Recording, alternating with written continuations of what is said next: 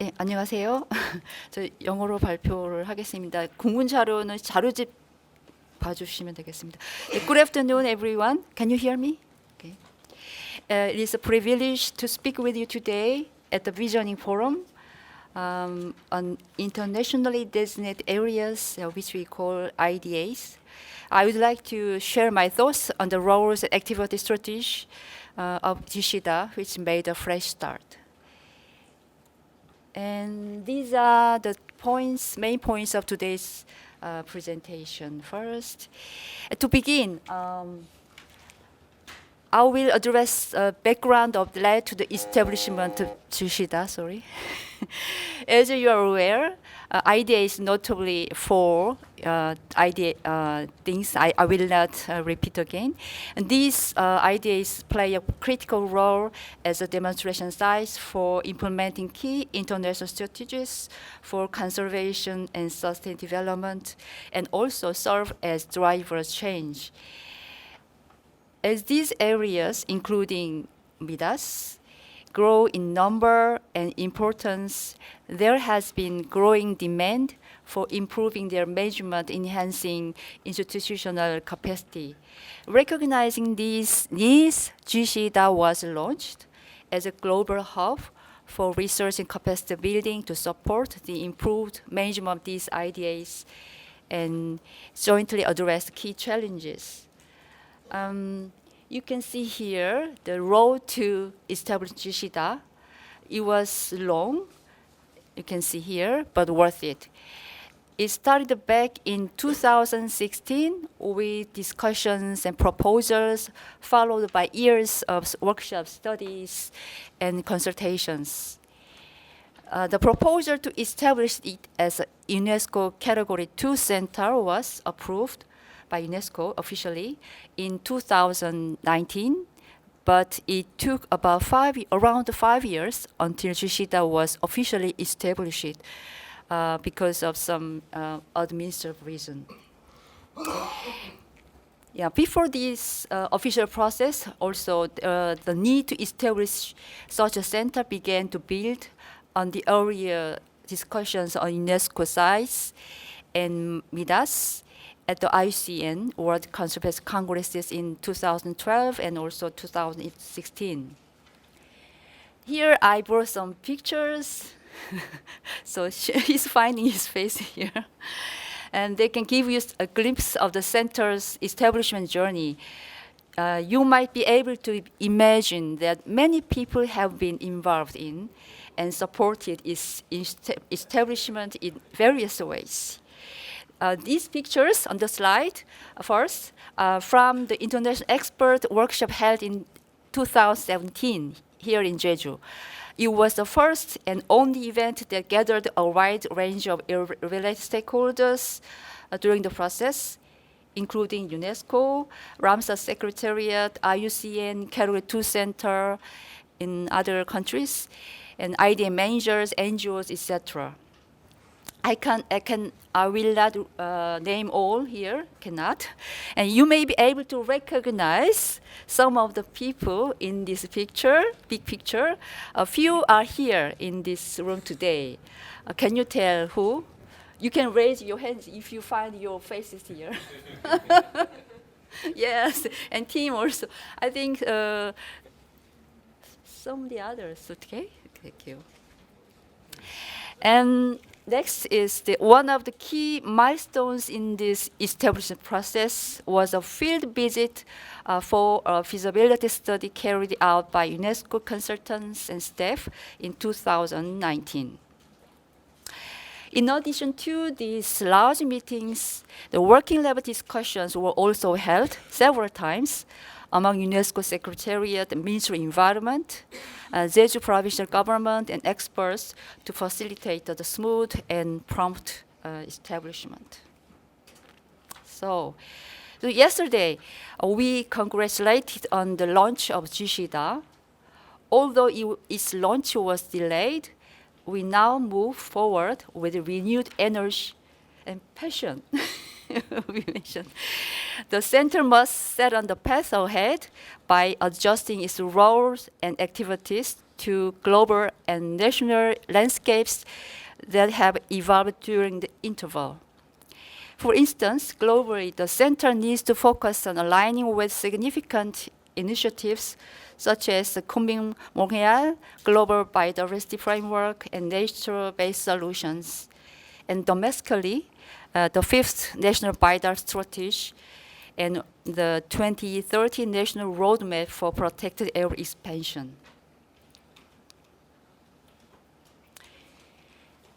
Before moving on the suggested roles of the center, let's go over briefly the objective and functions of center as stated in the relevant documents, such as the agreement between UNESCO, Korean government to establish the center. The center's main objective is to provide research and training globally for the improved management of IDAs, including MIDAS, in order to ensure environmental conservation in line with sustainable development objectives. And the functions of center can be summarized as follows. First, it will develop conservation and management capacities, particularly in developing countries. The center will also disseminate valuable knowledge and experience, including case studies of IDAs and MIDAS, best practice guidelines, and so on. And it is expected to provide advisory support for development IDA management policies and assistance in IDA application and periodic reporting, etc. And additionally, the center will function as a facilitator to promote exchanges and cooperation between countries and IDA sites. And the center is well positioned in accomplishing the objective of performing those functions with its own strengths. First, GCIDA is the first and only Category 2 center to date to address common and complementary issues across 4 IDA categories, including MIDAS at a global level. And the center is located in Jeju Island here, so it can utilize the rich field management experience of Jeju Island, which hosts all 4 IDA categories. Just before we had a presentation to show the IDAs in Jeju by Professor John. Also, it can capitalize on Jeju's capabilities on IDA international networking, such as the World Network Island and Coastal Biosphere Reserves. The Jeju Island hosts a joint secretariat for this network. So based on this background, I believe the center will play a pivotal and differentiated role as a clearinghouse of information and knowledge and a facilitator for cooperation networking on ideas, including MIDAS, through research and training activities. The first main role is to act as a platform for responding to common challenges of IDAs.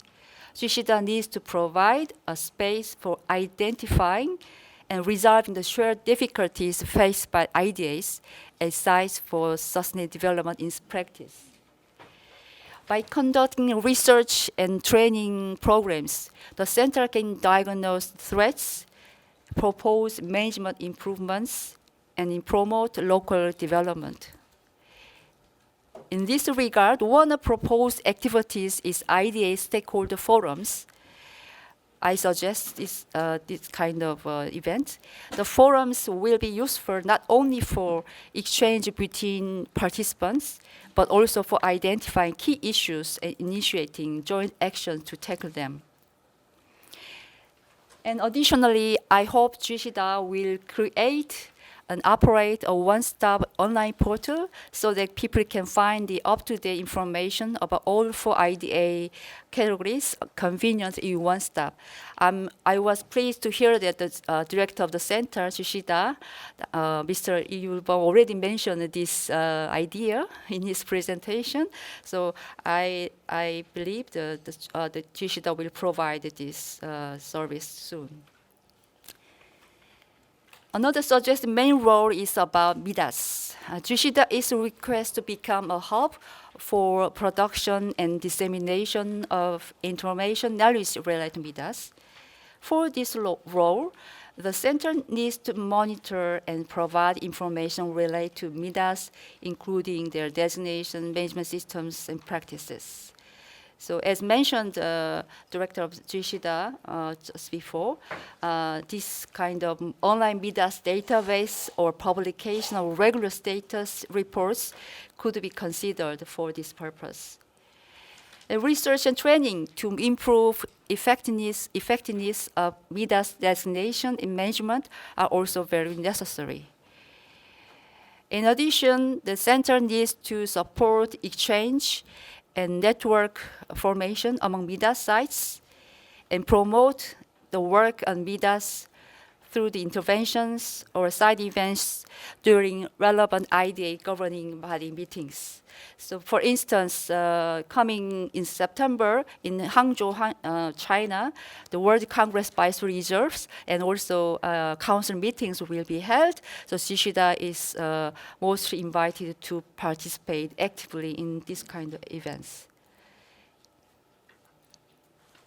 Okay, so finally, let me talk about Gcida's activity strategies in its initial phase, especially. As a newly established center, Gcida will have to focus on delivering visible and impactful results, making the most of its limited resources effectively.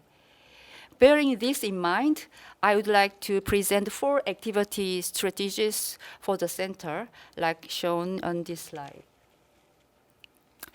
So first strategy is to set the appropriate scope and priorities of its activities. We cannot do all together. Geographically, the center will focus on capacity building in developing countries, particularly in Africa, which is one of UNESCO global priorities, and the Asia-Pacific region, the Korea is situated. And then the geographical scope can be expanded gradually by years. In terms of activity target, the center will work on the 4 IDA categories as stipulated in agreement. In this regard, I suggest that biosphere reserves and UNESCO global geoparks be a particular focus for capacity building, because there are fewer Category 2 centers or similar institutions to serve for these 2 IDA categories than others like World Heritage or Ramsar site. And MIDAS should be also a key focus of the center's activities. In case of World Heritage, nature and mixed heritage sites are targeted, and cultural landscapes also could be included, particularly in relation to MIDAS. For this point, please refer to the next slide. This slide helps you to understand the different types of the World Heritage. I will not go in detail. And it doesn't seem to be desirable to focus on IDA categories other than the mentioned 4 in its initial phase. Another strategy involves creating synergies in cooperation and projects. Gcida should coordinate with existing IDA-related networks, organizations, and projects. And also, it should avoid duplication while creating synergy effects based on its unique role and contributions. These are quite a few. There are quite a few related networks, centers, projects that can be considered for cooperation or joint work, including these things on the slide. Please refer to the next slide that introduces briefly two related representative projects on UNESCO designated areas. And also, Antonia just before introduced a new platform for IDA. So these will be a good joint projects in future. The synergy effects needs to be also pursued within research and training projects of the center. For example, research outcomes can be applied in training programs, and while topics of interest and field, cases of training participants are used in research. The next strategy I would like to suggest is to increase project effectiveness with a demand-centric approach. The center needs striving to reflect the opinions and needs of project participants and cooperation partners in project topics, methods to ensure addressing relevant challenges. Moreover, the center will be able to carry out the customized programs based on surveys and feedback, such as consulting style training or workshops tailored to the specific needs of the countries or sites. The planned projects on the consultation for the IDAs, which was mentioned, presented by the director of the GCIDA, will be the good example for these activities. The last but not least, I would like to point out the importance of strengthening the center's operation capabilities. This point I already mentioned in the board meeting, and so I hope that this will be make a good progress in future. In this initial stage of a newly established organization, efforts are needed to increase its budget, workforce, expertise, and support from its operating governments. First, with the current budget side, I think it seems not easy to undertake projects that can have a meaningful impact. In addition to increase of its own budget, you can think about the other sources like joint projects or corporate engagement, ODA projects, etc. Second, employee compensation benefits need to be improved than now, and there needs to be staff of IDA professionals. Third, special efforts to strengthen the expertise on IDAs and MIDAS needs to be made through developing employee capacity and creating collaboration networks and creating an expert pool, etc. Next, the two operating governments nationally, Ministry of Environment and also Jeju Provincial Government, are requested to pay more attention to its important role and great potential that the center has in fulfilling the international commitments and improving MIDA management, especially in Jeju Island. They should continue to provide sufficient support to enable the center to carry out its mission and objective properly. This is my sincere hope in future. Thank you very much for your attention.